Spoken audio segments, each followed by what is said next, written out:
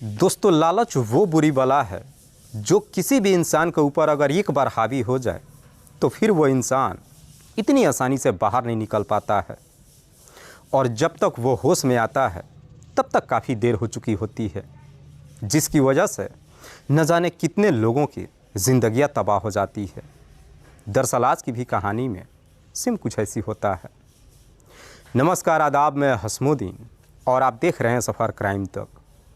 दोस्तों, आज की जो सच्ची घटना मैं आपको सुनाने वाला हूं, दरअसल ये घटना है असम प्रदेश की। असम का एक शहर पड़ता है गुवाहाटी और इसी गुवाहाटी का एक थाना पड़ता है जुलकबारी।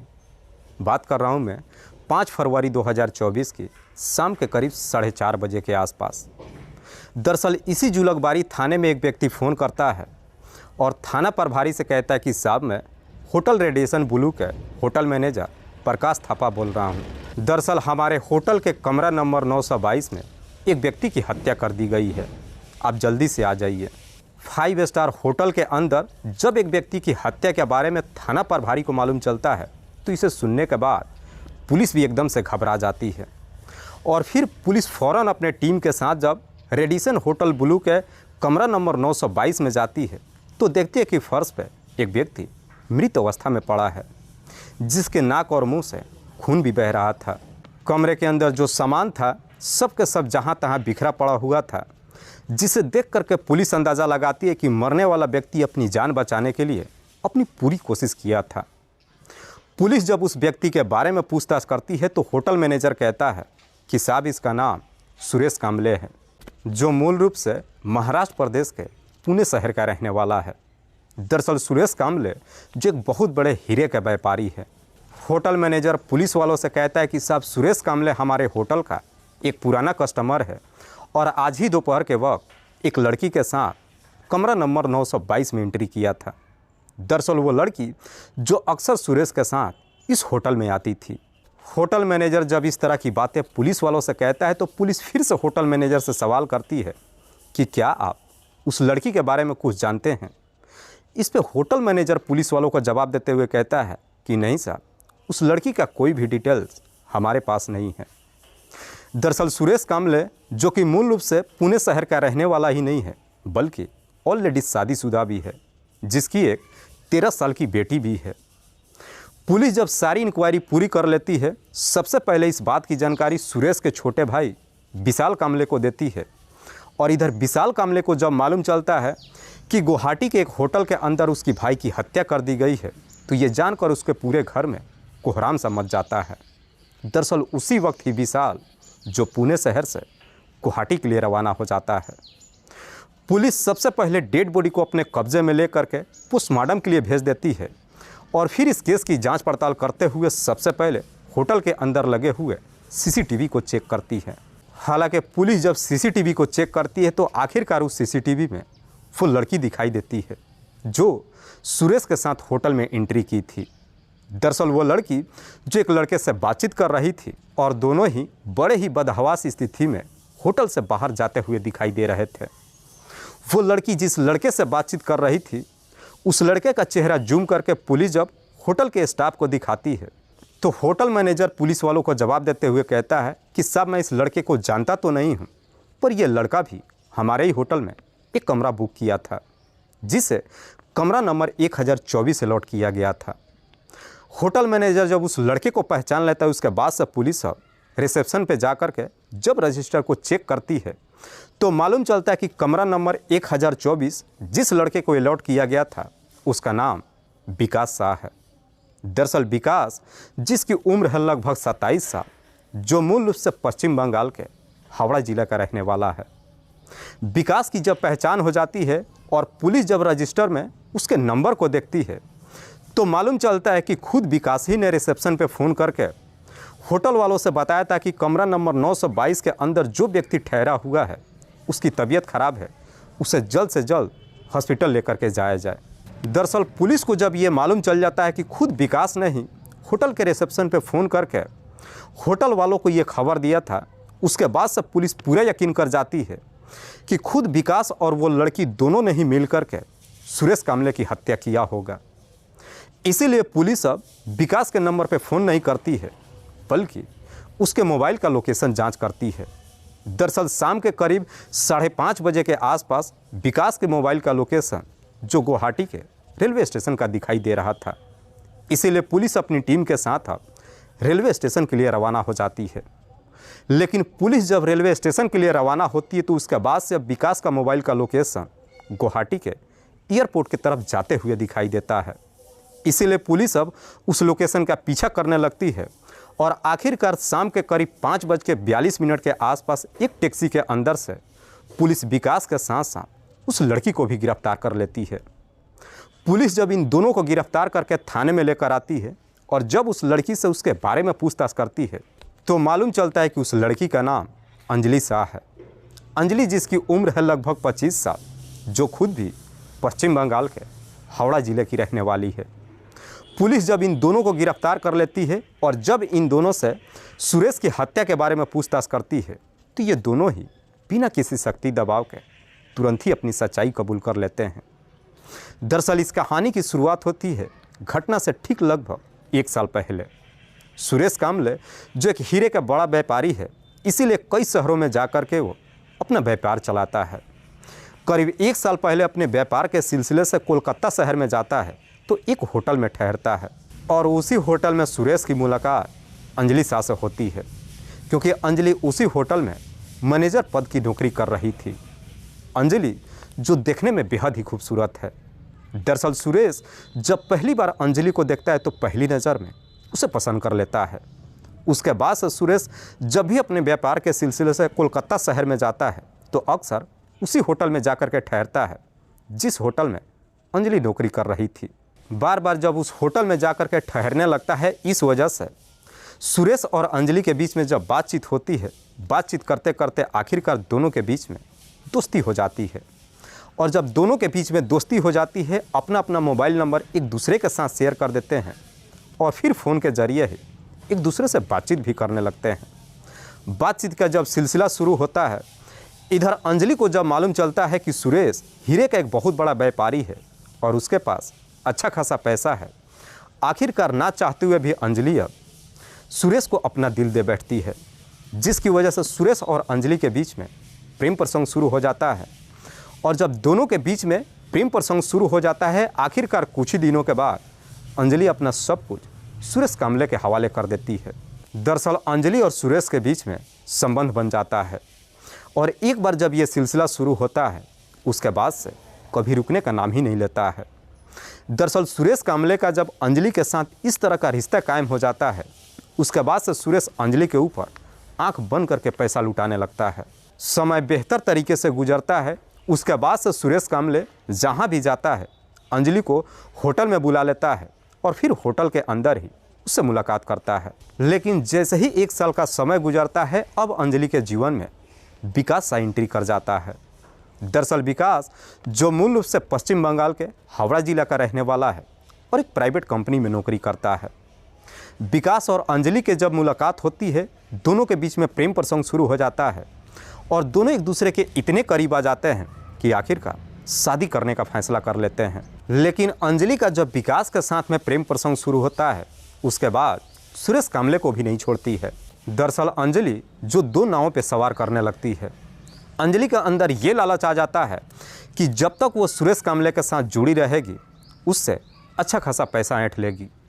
लेकिन अंजलि का जब विकास के साथ में प्रेम प्रसंग शुरू होता है, कुछ ही दिन के बाद इस बात की जानकारी सुरेश कामले को मालूम चल जाता है। जब सुरेश को मालूम चलता है कि अंजलि का विकास के साथ में प्रेम प्रसंग शुरू हो चुका है, ये जान करके सुरेश को काफ़ी बुरा लगता है। इसीलिए सुरेश अब अंजलि के ऊपर ये दबाव डालने लगता है कि तुम विकास को छोड़ दो। लेकिन अंजलि विकास को छोड़ने की तो दूर, सुरेश कामले से ही नाता तोड़ लेती है। दरअसल उसके बाद से अब सुरेश जो अंजलि के ऊपर शादी करने का दबाव डालने लगता है। अंजलि जब सुरेश से शादी करने के लिए तैयार नहीं होती है, उसके बाद से अब सुरेश अंजलि को ब्लैकमेल करने लगता है। दरअसल सुरेश अब अंजलि को धमकी देते हुए कहता है कि अगर तुम मुझसे शादी नहीं करोगी तो जो मेरा और तुम्हारा आपत्तिजनक फ़ोटो मेरे मोबाइल में पड़ा हुआ है, वो सारा फ़ोटो मैं विकास को भेज दूंगा। इस धमकी से भी जब अंजलि नहीं डरती है, आखिरकार एक दिन सुरेश कामले वो सारा फ़ोटो और वीडियो इधर विकास के नंबर पे भेज देता है। विकास जब वो सारा अश्लील फ़ोटो और वीडियोस देखता है और जब इस बारे में अंजलि से पूछताछ करता है तो अंजलि भी सारी सच्चाई अब विकास को बता देती है। दरअसल अंजलि अब विकास को बताते हुए कहती है कि तुमसे पहले मैं सुरेश कामले से मुलाकात करती थी, पर मेरा यकीन करो, जब से तुम मेरे जीवन में आए हो मैं उससे नाता तोड़ चुकी हूँ। मैं सिर्फ़ और सिर्फ तुमसे ही प्यार करती हूँ और शादी भी तुम ही से करूँगी। अंजलि जब इस तरह की बातें विकास से कहती है तो विकास भी उसकी बातों में आ जाता है और फिर दोनों मिलकर के एक प्लान बनाते हैं। और इसी प्लान के तहत विकास अंजलि से कहता है कि तुम सुरेश कामले को कोलकाता के एक होटल में बुलाओ, मीटिंग रखो, उस मीटिंग में मैं भी चलूँगा। बातचीत के दौरान ही सुरेश कामले के हाथ से मोबाइल छीन लेंगे और फिर उसके मोबाइल से वो सारा फ़ोटो और वीडियो डिलीट कर देंगे और उसके बाद से हम दोनों शादी कर लेंगे। विकास जब ये सारी बातें अंजलि से बताता है तो इसी प्लान के तहत एक दिन अंजलि जब सुरेश कामले के नंबर पे फ़ोन करती है तो उससे कहती है कि अगर तुम मुझसे मिलना चाहते हो तो कोलकाता शहर में आ जाओ। कोलकाता शहर में जब उसे मिलने के लिए बुलाती है, न जाने क्यों सुरेश कामले को भी उसके ऊपर शक हो जाता है और सुरेश कामले अब अंजलि से कहता है कि अगर तुम मुझसे मिलना चाहती हो तो गुवाहाटी के होटल में आ जाओ। चूँकि इधर अंजलि के पास मजबूरी होता है, विकास से जब पूछताछ करती है, विकास गुवाहाटी के होटल में मिलने के लिए तैयार हो जाता है। लेकिन विकास अंजलि से कहता है कि मैं भी उस होटल में मिलने के लिए जाऊंगा, इस बात की जानकारी सुरेश कामले को नहीं होनी चाहिए। जब अंजलि सुरेश कामले से मिलने के लिए तैयार हो जाती है, उसके बाद से सुरेश कामले इसी गुवाहाटी शहर के रेडिसन ब्लू होटल के कमरा नंबर 922 बुक करता है और उसी कमरा में अंजलि को मिलने के लिए बुलाता है। दरअसल 5 फरवरी 2024 को दोपहर के वक्त खुद विकास ही अंजलि को लेकर गुवाहाटी शहर में जाता है और करीब 1 बजे के आसपास जब होटल में पहुंचती है तो रिसेप्शन पे ही सुरेश कामले मिल जाता है। उसके बाद से सुरेश कामले अंजलि को लेकर के कमरा नंबर 922 में चला जाता है। जब कमरे में चला जाता है उसके बाद से अंजलि विकास के नंबर पे फ़ोन करती है और कहती है कि सुरेश कामले ने कमरा नंबर 922 बुक किया है। उसके बाद से विकास भी रेडिसन ब्लू होटल में चला जाता है और 1024 कमरा नंबर बुक कर लेता है और जाकर उसी कमरे में ठहर जाता है। इधर सुरेश कामले अंजलि को लेकर जब कमरे में एंट्री करता है, थोड़ी देर के बाद वो बाथरूम में चला जाता है। लेकिन जैसे ही वो बाथरूम में एंट्री करता है, अंजलि कमरे से बाहर निकलती है और जाकर के विकास को बुला लेती है। थोड़ी देर के बाद जब सुरेश कामले बाथरूम से बाहर निकलता है तो देखता है कि उसके कमरे में विकास भी मौजूद है। अपने सामने जब विकास को देखता है तो देख करके एकदम से गुस्से में आ जाता है और फिर विकास से झगड़ने लगता है। दरअसल विकास जब गुवाहाटी शहर में जाता है तो अपने प्लान के तहत ही एक बैग लेकर के गया था और उसी बैग के अंदर एक रस्सी और कुछ नींद की गोलियां लेकर के गया था। दरअसल विकास और अंजलि ये प्लान बना करके गए थे कि होटल के कमरा के अंदर ही जब वो सुरेश कामले से बातचीत करेंगे तो उसकी कोल्ड ड्रिंक में नींद की गोलियां मिला देंगे। पीने के बाद जब वो गहरी नींद में सो जाएगा, उसके बाद से उसका मोबाइल लेकर के मोबाइल के अंदर से वो सारा अश्लील फ़ोटो और वीडियोस को डिलीट कर देंगे और फिर वहाँ से वापस चले आएंगे। लेकिन सुरेश जब कमरे के अंदर विकास को देखता है, दोनों के बीच में झगड़े तकरार शुरू हो जाता है और दोनों के बीच में जब झगड़े तकरार होता है तो अंजलि भी विकास का ही पक्ष लेती है। दरअसल उसके बाद से विकास और अंजलि दोनों ही मिल कर के सुरेश कामले की बुरी तरीके से पिटाई करने लगते हैं। काफ़ी देर तक पिटाई करने के बाद सुरेश कामले कमरे के अंदर बेहोश हो जाता है। जैसे ही वो बेहोश होकर के नीचे गिर जाता है, उसके बाद से सुरेश कामले का मोबाइल ले लेते हैं और उसके मोबाइल से वो सारा फ़ोटो और वीडियो डिलीट करने के बाद उसका मोबाइल भी खुद अपने पास रख लेते हैं और शाम के करीब 3:30 बजे के आसपास होटल से बाहर निकलते हैं और सीधे गुवाहाटी के रेलवे स्टेशन पर पहुंच जाते हैं। दरअसल दोनों ने पहले ही तय कर रखा था कि उसी दिन ही ट्रेन पकड़ करके वापस पश्चिम बंगाल आ जाएंगे। लेकिन जब रेलवे स्टेशन पर पहुंचते हैं तब दोनों को जाकर के मालूम चलता है कि दरअसल आज तो यहाँ से कोई भी ट्रेन पश्चिम बंगाल के लिए है ही नहीं। इसीलिए शाम के करीब 4 बजे के आसपास रेलवे स्टेशन से ही खुद विकास ही रेडिसन ब्लू होटल के रिसेप्शन पे फ़ोन करता है और कहता है कि कमरा नंबर 922 में जो व्यक्ति ठहरा हुआ है उसकी काफ़ी तबीयत ख़राब है, उसे तुरंत हॉस्पिटल ले जाया जाए। उसके बाद से रेलवे स्टेशन पे ही बैठ करके विकास एयर टिकट बुक करता है जो रात्रि के करीब 9:30 बजे का फ्लाइट होता है। टिकट जब बुक हो जाती है उसके बाद से रेलवे स्टेशन से ही विकास और अंजलि जब एयरपोर्ट के लिए निकलते हैं तो शाम के करीब 5:42 के आसपास एक टैक्सी से लोकेशन के द्वारा पुलिस इन दोनों को गिरफ्तार कर लेती है। दरअसल विकास और अंजलि को ये लगता था कि कमरे के अंदर सुरेश कामले बेहोश पड़ा है, लेकिन इन दोनों ने मिलकर के सुरेश कामले की इतनी बुरी तरीके से पिटाई किया था कि आखिरकार कमरे के अंदर ही सुरेश कामले की मौत हो चुकी थी। वाकई में अंजलि जब ये पूरी कहानी पुलिस को बताती है उसके बाद से पुलिस अंजलि के ही तहरीर पे विकास को भी गिरफ्तार करने के बाद इन दोनों को जिला अदालत में पेश करती है, जहां से इन दोनों को जेल भेज दिया जाता है। दोस्तों, इस पूरी घटना के बारे में आप क्या सोचते हैं? आप अपनी राय हमें कमेंट बॉक्स में ज़रूर दीजिएगा। जाते जाते मैं आपको बता दूं कि कुछ मेरे व्यूअर्स हैं जो रोज़ाना मेरे इस वीडियो को देखते ही नहीं हैं, बल्कि अपना कीमती समय निकाल कर मुझे अपना प्यार भी देते हैं, जिनमें से एक का नाम है राकेश गोयल। राकेश गोयल जो प्रेमनगर दिल्ली के रहने वाले हैं। दूसरे मेरे व्यूअर हैं निशांत कुमार। निशांत कुमार जो बुलंदशहर उत्तर प्रदेश के रहने वाले हैं। तीसरे मेरे व्यूअर हैं उमेश सिंह। उमेश सिंह जो असम प्रदेश के रहने वाले हैं। चौथे मेरे व्यूअर हैं मोहम्मद अली। मोहम्मद अली जो जयपुर राजस्थान प्रदेश के रहने वाले हैं। लास्ट मेरे व्यूअर हैं संतोष निषाद।